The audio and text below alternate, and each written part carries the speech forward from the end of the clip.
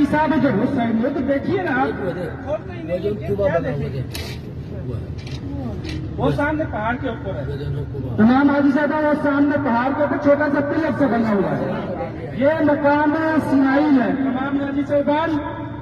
آپ کو نظر آیا؟ کسی کو نہیں آیا تو پوچھے میں، آپ کو نظر آیا ایسا ہے؟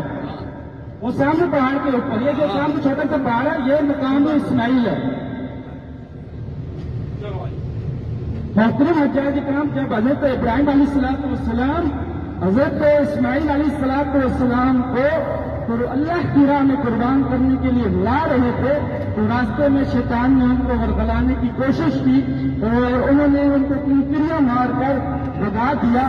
یہ ادا اللہ تعالیٰ کو اتنی پسند آئی کہ اللہ تعالیٰ نے اس کو حج کے اندر لازمی قرار دیا، اور جو قربانی کرتے ہیں یہ بھی ان کی سنت پر عمل کرتے ہوئے ہم جو سینکڑوں اربوں کروڑوں جانور جو اللہ کی راہ میں قربان کرتے ہیں، تو جب اللہ تعالیٰ کے نبی نے اپنے پیارے